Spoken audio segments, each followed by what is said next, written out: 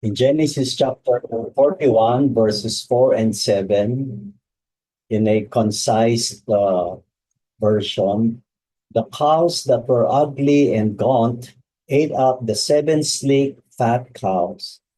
The thin heads of grain swallowed up the seven healthy, full heads.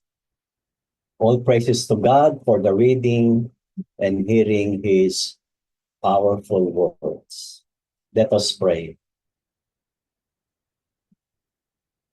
O breath of life, come breathe upon us. O breath of life, come breathe upon our hearts, minds, and soul. Your breath, Lord God, always imparts peace, calmness. Your breath, your wind transforms. We acknowledge thy powerful presence in our midst, in the middle of many challenges, even victories. We thank you, Lord. Wherever we are, in our living room, bedroom, or in our own sacred spaces, there's going to be a transformation of mind. There's going to be a leveling up of understanding, a deeper appreciation of your word, a clearer picture of who we are before you, a clearer welcome of our situation. Come breathe upon us, Holy Spirit, so that we will see you and encounter you not only in an intimate way, but in a powerful way where your power heals, liberates, and produces breakthrough. Help us, Lord, to give our best to you, not only by our hearing, but by our discerning. This we pray in Christ's name. Amen. According to the author, this dream should be a warning to each of us. Yes, it is possible for the best years of our life, the best experiences we have enjoyed, the best victories we have won, and the best service we have rendered. But to be swallowed up by times of failure, defeat, dishonor, and uselessness in God's kingdom.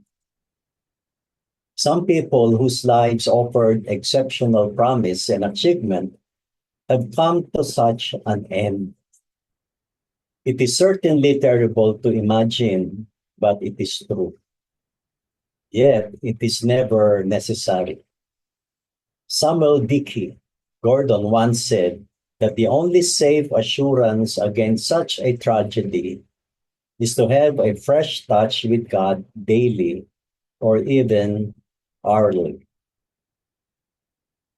At anong tragedy daw ito na anuman yung mga nakaraang katagumpayan, pagpapala, ito daw ay matatapos din. Ito rin ay magwawakas. Sabihin, ang lahat ng mga bagay na temporary will really come to an end. Kaya may mga tao na nakalulungkot na kulang ng pagbibigay diin sa mga bagay na pang walang hanggan. And that is spiritual. Marami ang nahulog sa tukso to put their trust on the things man-made or human effort. Kaya, kailangan daw natin na tayo ay merong sariwa at araw-araw na pakikipag-ugnay sa Panginoon. At naalala ko sa isa sa aking mga devotions ay the secret of a victorious and holy lives is consistent prayer, consistent in word. Kaya hindi nawawala sa katotohanan na may pagpapala ang regularity or daily. Ito kung hindi man daw hourly. Katulad ng daybreak, we spend an hour or two sa pananalangin at sa kanyang salita. Sa ganito pang dewa, I would like to offer this prayer point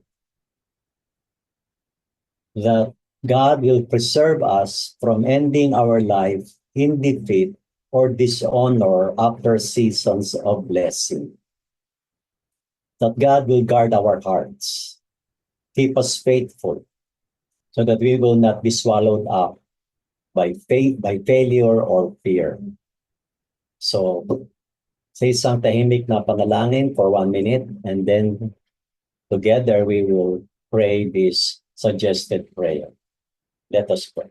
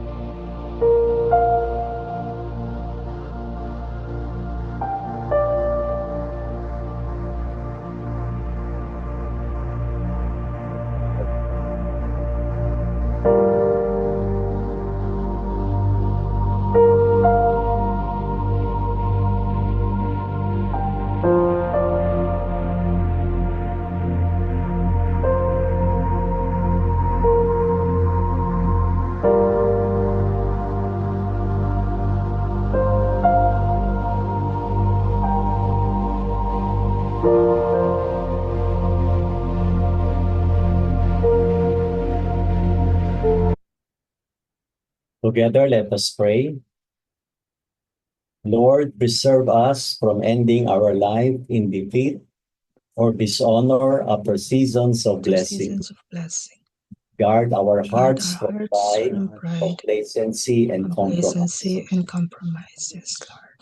keep Keep us us faithful faithful until the end, so that so that the victories, victories, service, and and promise promises you've given us will not be swallowed up by failure, but will shine as a lasting testimony to your grace.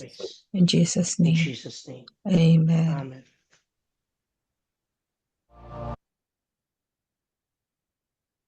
My blessed, fruitful, and victorious experiences of yesterday have no lingering value to me today, according to the author.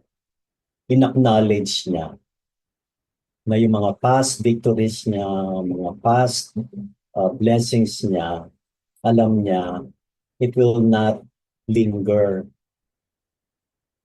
In fact, sabi ng author, they can be swallowed up or reversed by today's failures, unless I see them as incentives to spur me on to even better and richer experiences today. In other words, what the author is trying to convey, even in our times of failure, let's look at it as, sabi niya, incentive, or look at it in a positive way. Naisip ko ngayon lang, minsan kulang tayo ng pangunawa. Whenever God allows, I will not say give, whenever God allows sickness, even terrible sickness, happen to Christians, we have this question. Napakatapat niyang kapatid, napakasipag na kapatid. Pero pinayagan ng Diyos na dumaan siya sa matinding karamdaman, even cancer. Yun ay mga makatotohanang tanong. Marahil hindi lang tayo na nakaka-observe, marahil sila mismo may katawan. Kaya nga napakahalaga na paano natin tinitignan. Kasi sabi ito, unless we see those failures to spur us up, to move to keep us moving even better, richer experiences. Maintaining this fresh touch with God by abiding in Christ will be the only thing to keep the ugly and thin cows and the thin heads of grain from consuming our lives. So, to keep, hadlangan, pigilan. Kaya, ang panalangin natin is to desire, pursue a fresh touch with God on a daily basis. Kung hindi man daw hourly, every hour. Naalala ko yung hymn, Sweet Hour of Prayer. So sinasuggest ng hymn that we ought to pray in an hourly basis. Ibig sabihin lang, hindi kailangang literal, kundi regular. Meron tayong specific allotment to pray. Designated time for the Lord. Meron siyang laging bahagi sa ating schedule. Hindi natin sasabihin, hahanapan natin ng schedule kung hindi, bibigyan talaga natin. Kasi pag sinabing hahanapan, kung hindi mo mahanap, kung hindi talagang intentional. Though, I believe, God is interested more on the number of hours, but on the sincerity of our time. Dahil maganda nga na tayo ay perfect in attendance. Pero ang hanap ng Lord is perfectness of our heart. Kagaya nga nung IME na tinuro ng inyong lingkod kahapon. Ang hinahanap ng Lord na tamang, na tunay na church is not the religious church, but the church with Jesus, real Jesus in their hearts. Kaya yun ang tanong sa mga churches natin, mga members natin. So this meditation came from the morning watch. Before this song, kasi ito I pray na mag-speak sa atin. I pray in our spirit that God will convict us. Meron bang time na nakasingit ang kalaban? I must confess, may mga time na nakakasingit. Yung mga hindi dapat na desire ng mata, desire ng heart, nakakasingit. But I praise God kasi agad nandun yung rebuking spirit ng Lord sa akin. Nandun yung rebuking niya. And I thank God for that. Ang kinakatakot ko at matakot tayo, hindi na natin nare-recognize yung rebuke ng Holy Spirit sa atin. Doon tayo matakot. Yun yung the fear of God. The fear of not being corrected. Hindi natin nararamdaman. Naging insensitive na tayo sa Holy Spirit. Kasi hindi naman ipipilit ng Holy Spirit ang sarili niya sa atin. Hindi. Kasi gusto niya voluntary, with a desirous heart, ang gusto ng Lord sa atin para sa Kanya. Kaya before this song, I invite everyone to pray with me and ask the Holy Spirit in a fresh way. Ang ganda ng slide ng kanta, it's the Holy Scripture na nakabuka sa ating harapan ngayon. Banal na Espiritu, salamat po sa araw-araw na higit pa sa paalaala, kundi katotohanan na nagmumula sa iyong mga salita, ang Biblia. Sa pamamagitan ng iyong diwang banal na nararamdaman namin, ang aming pag-iisip na stir up, yung aming mga emotions na nahihipon. Patawarin mo kami, Panginoon, kung may mga sandali sa aming pang-araw-araw na buhay na nag-distract kami ng mga bagay na pansamantala. The pleasures of the world, the pleasures of the flesh. Forgive us, Holy Spirit. We pray for a fresh touch. Come breathe on us, Holy Spirit.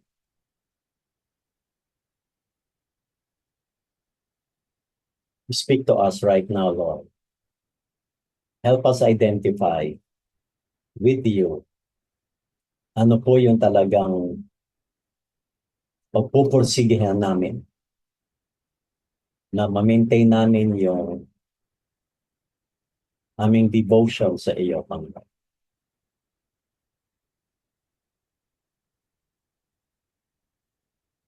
Keep us from being swallowed up by our past victories and achievement. For we desire, Lord God, yung achievement na mayroong eternal benefit, may eternal value. Of which, naalala ko yung verse sa gospel. Aanuhin ang kayamanan kung nawala naman ang kaluluwa o napahamak ang kaluluwa. What is the value of money? What is the value of earthly treasures if one loses his or her own soul? In Jesus' name, amen.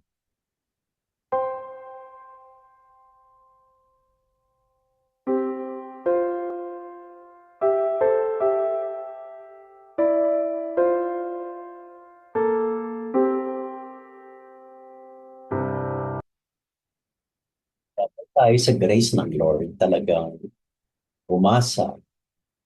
It is only by His grace that we will go forth, that we can go forth by His grace. Kaya naman hindi tayo humihinto sa ating panalangin. Higit pa sa ito ay bahagi ng ating gawain dito sa Daybreak, kundi pagsunod sa panawagan, isang urge. Malaki malasakit ni Paul sa kanyang protege na si Timothy, na ang urge niya kay Timothy, ang priority niya dapat petitions, prayers, intercession, and thanksgiving be made for all people. Gawin. Hindi siya ipangarap, hindi siya i-desire, kundi gawin. Be made. Gawin nating lahat. At bahagi ng gawain ito ay ang magpasalamat sa Panginoon. Again, ito ay utos sa atin sa pamamagitan ng sulat ni David. Sabi ni David, I will praise you, Lord, with all my heart. I will tell of all the wonderful things you have done. last time, i-share natin yung wonderful things na tungkol sa ating pamilya. Ngayon naman, let us praise God. Ano ba yung wonderful things na ginawa ng isang kaibigan mo? Okay? So think of a friend or friends na ginamit ng Lord to bless you at magpasalamat tayo sa Panginoon. Hindi kailangan sabihin niyo yung pangalan niyo, basta sabihin niyo meron kayong friend, unless you're comfortable to mention their names. Ano yung wonderful things na ginawa ng Diyos through a friend sa iyo? So again, our time for that is 10 minutes only. Make it short para non yung iba ay merong pagkakataon. So who would like to go first in the reporting your praises for friends that God used to bless you, to pray with you, to walk with you, and giving thanks to the Lord? Ipapasalamat kami ni Jomel kasi nung matapos kami mag-minister sa Taytay Methodist Church, so we had a dinner fellowship. And then someone gave us a check. A very beyond our imagination yung halaga nung check na yon because of a friend. Hindi namin siya close friend, but we thank God for that person na biniles kami that much because we were able to minister to that person. Actually, persons. Yeah, we praise God for those persons na it's beyond our expectation.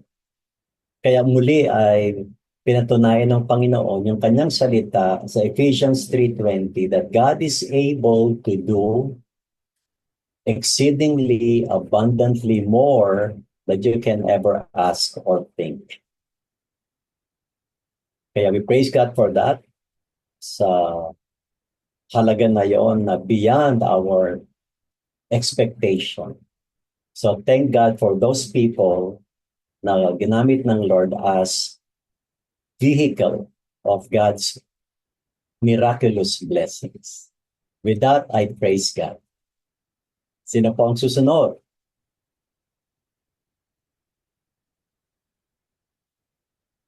Kaibigan na ginamit ng Diyos para sa iyo. Mga taong nakapaligid, maaring hindi mo talaga kilala pero may ginamit ang Diyos na instrumento para yung makatanggap ka ng answered prayers. Sister Flor, you're listening pero Yes. you nag-unmute kayo. Okay po. Yes po kasi naglalakad po kasi ako eh. Pero I just want to praise Ingat God po. po Hinto for muna kayo. na ang tawag dito, a friend introduced me to Jesus po and dahil Amen. dati po akong Catholic and then now I'm a born again Christian po. Wow. Praise And of God po. And then pangalawa po ay I have a friend, her name is Mary. So, nag-introduce po sa akin sila Sir Sinet, and now I'm joining Daybreak po. And thank you Amen. for all the friends that prayed na yung brother ko po nag-vomiting in diarrhea. Gumaling po siya. All those who are praying for me na ngayon po I can join our group in Daybreak. Sa pagpunta ko po sa Manila, sa London, to visit my daughter and to go to Peru. At pagtulong po nila sa akin, I can stay with them as si Sister Opel po yung susundo po sa akin. I just want to say thank you all po sa inyong mga prayers po. Including you all po. Thank you so much. Indeed, no? Thank God for our friends. Opo, thank God for our friends. Kung wala itong Daybreak, no? hindi nadagdagan yung ating mga kaibigan, no? Globally. No? Tama yon. Huwag natin kalimutan ang mga kaibigan, kapatid, na naidagdag ng Diyos sa ating mga buhay. No? Naalala ko nga, hindi namin alam ni Jordan na si Finet pala ay kamag-anak ng aming mga kaibigan sa Bataan. What a small world. And we had time nung minsan umuwi sila Finet sa Pilipinas. What a small world. What a wonderful world na magkakakilala pala kami. Sino pa po merong pasalamat sa Diyos dahil sa kaibigan na ginamit ng Diyos na kasangkapan o unload para tayo ay pagpalain. Let's tell. Sabihin natin. Kung wala na po, ay magpatuloy tayo sa ating intercessory ministry. Patuloy tayong manalig sa Diyos, manalig sa kanyang kakayahang magpagaling at magpalakas. Opo.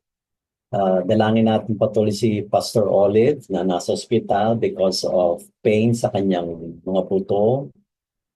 And then I'm waiting for Pastor Robert's testimony. But what we've learned from last night's meeting namin ng Connectional Council, that we need to pray for Pastor Robert with regards to his kidney.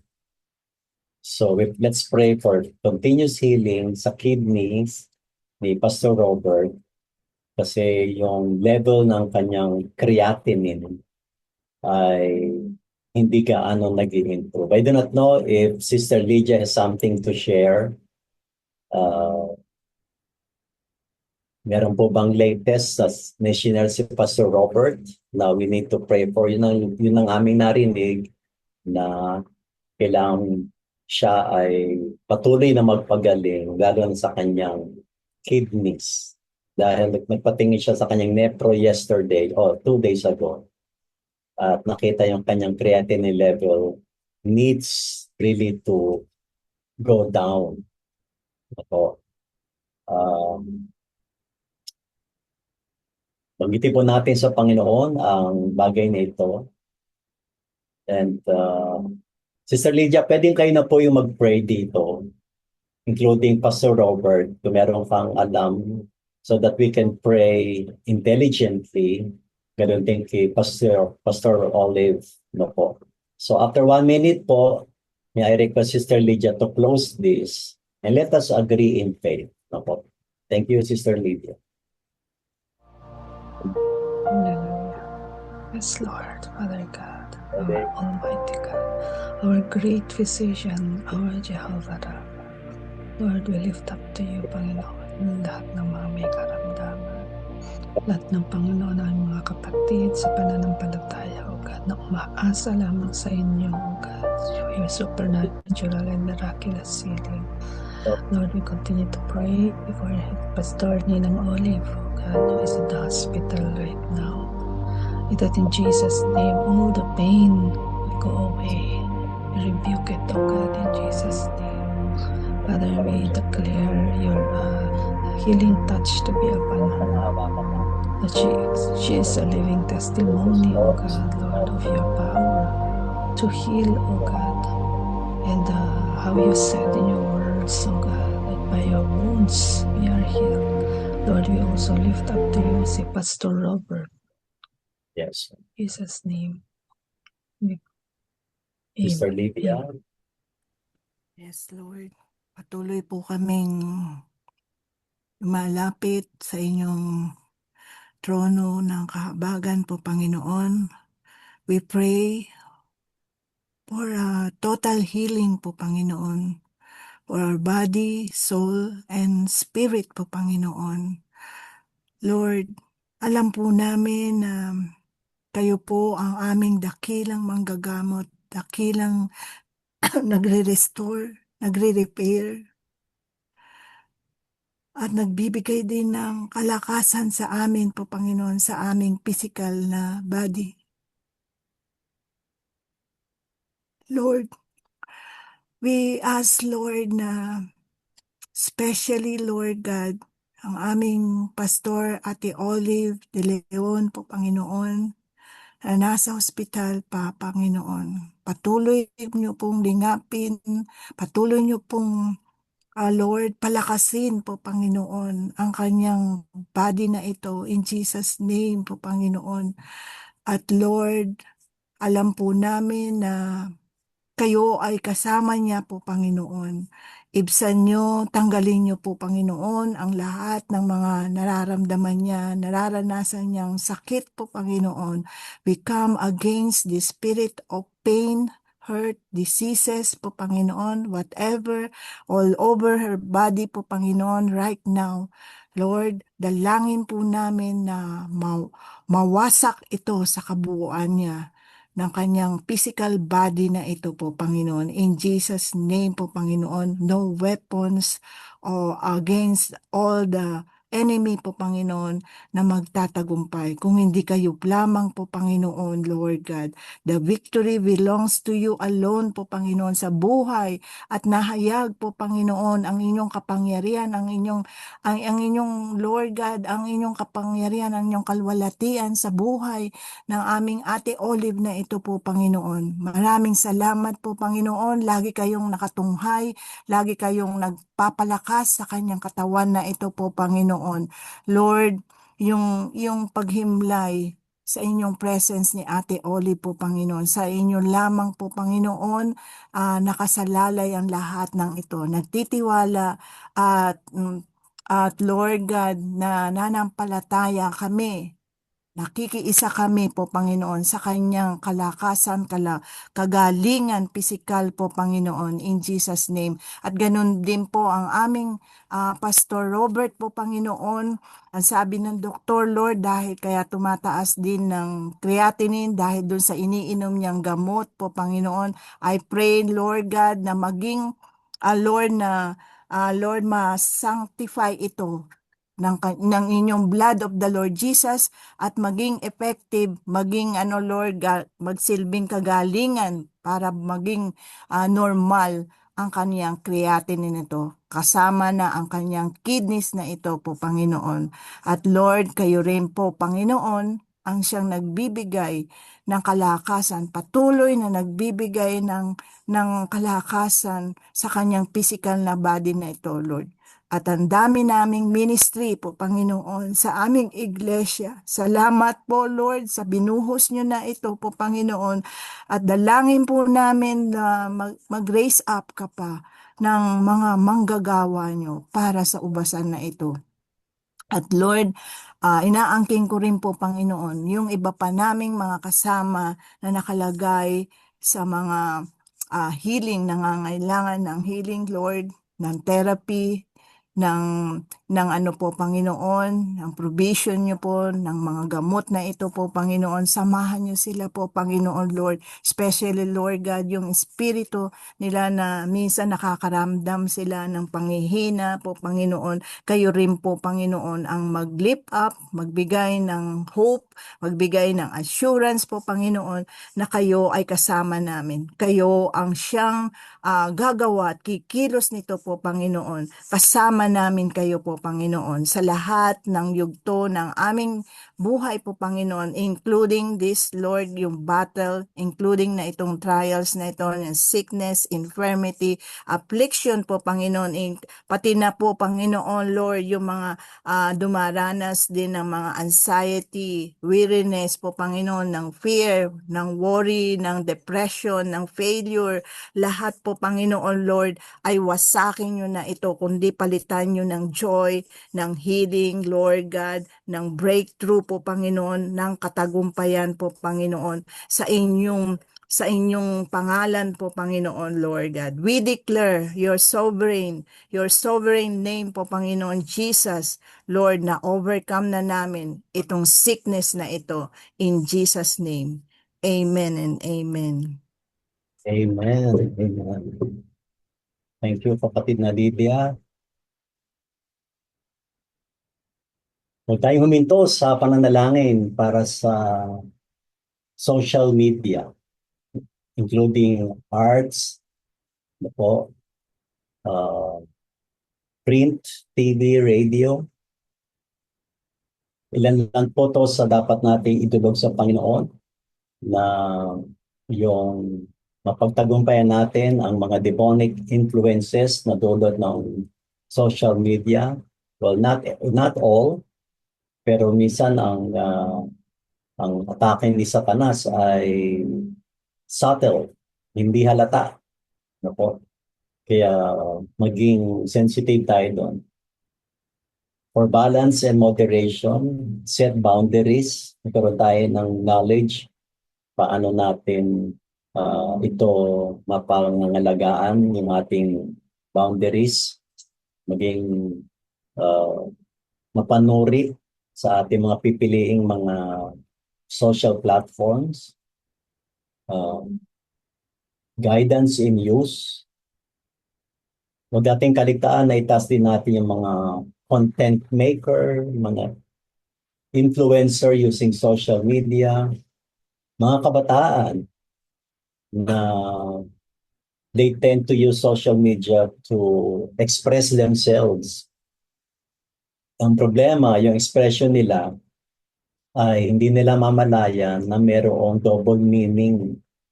No? Double meaning yung kanilang pagpo-post, no? Yung kanilang pag-express. Kaya ito ay itaas natin sa Panginoon na maging God-fearing ang mga gumagamit at nag-create na po. Kaya naman yung iba, makapag-generate sila ng ilan ba? 1 million subscribers or thousands of subscribers at ang laki ng kinikita daw nila. I'm not sure no kung ilang libong daan ang kailangan nilang magkaroon ng subscriber para sila ay kumita. At kumikita sila sa mga commercials. Kapag laging pinapanood yung kanilang vlog, ay kumikita sila doon. Kaya wag natin silang pigilang at nating tayo huminto, indalangin sila na gamitin nila ito sa tamang paraan at tamang motibo. Kaya tayo po ay manalangin.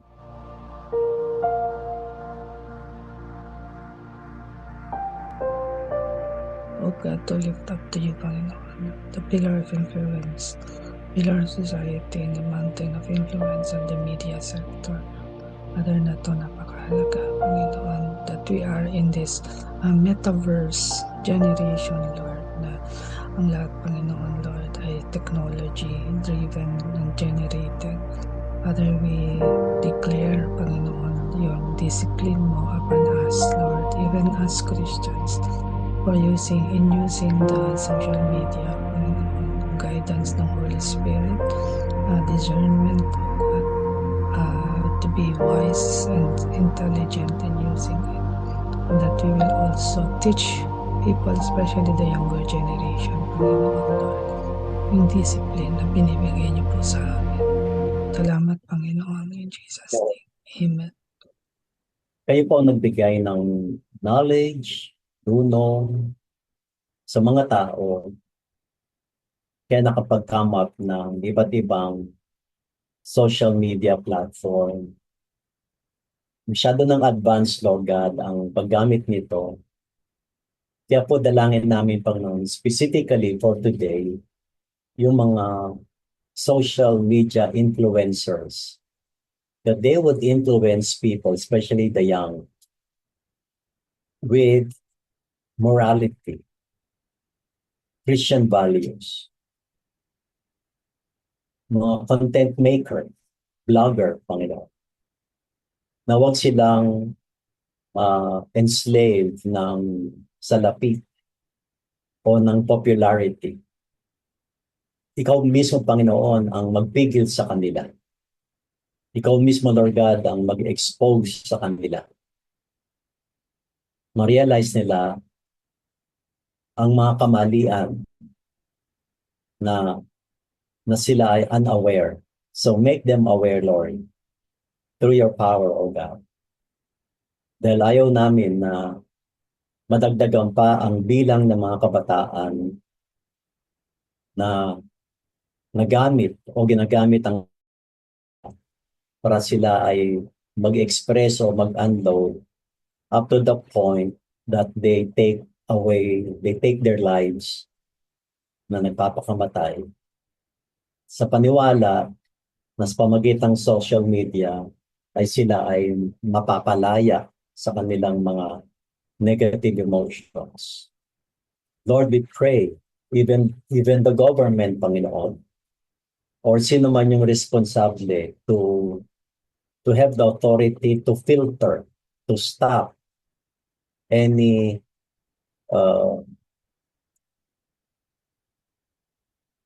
release of videos, film, na mag-control, mag-regulate na mga posting, mga uploading of videos.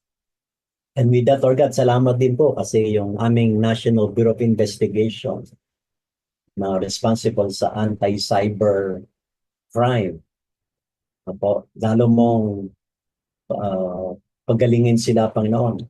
Lalong mag-increase yung kanilang resources in order to track down any people or engage in crime or releasing fake news using technology, using FB, using AI.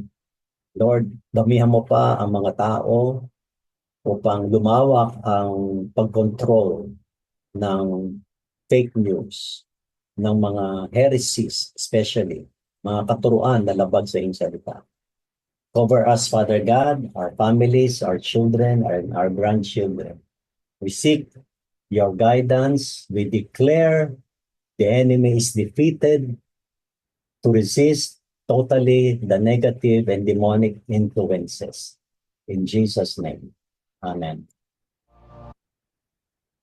Meron po bang magbe-birthday sa linggong ito hanggang linggo?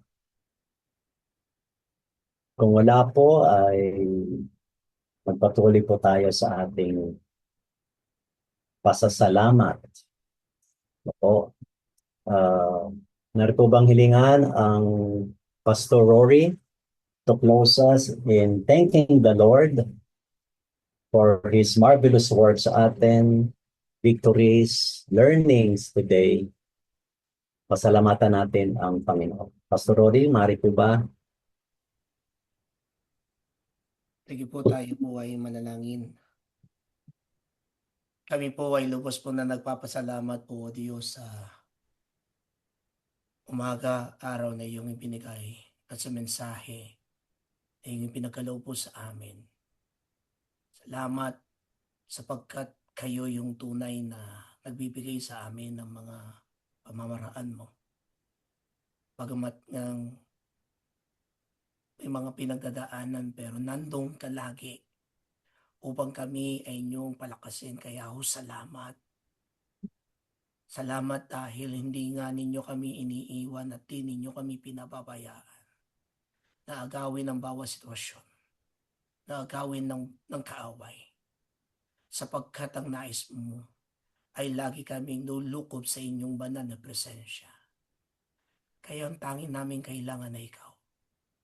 Hindi ang material na bagay, hindi ang mga personal na pangangailangan lamang, kung hindi higit sa lahat, ikaw ang aming kailangan. Sapagkat ikaw ay ikaw. Hindi nagbabago noon, ngayon at kailanman. Hindi nagbabago ang iyong mga pangako. Ito ay totoo, sapat, sa bawat panahon, sa bawat sitwasyon. Salamat po, Panginoon, sapagkat ang inyong pagmamahal ay wagas at napakadakila. Kaya salamat dahil sa inyong salita, nagbibigay gabay sa amin. paano kami mananatili, paano kami hahawak at tatayo sa gitna ng paginto, tanong, pero kayo ang nananagumpay. Kayo ang Diyos na kung saan ay di nagbabago. Salamat po. Kaya salamat sa araw na to.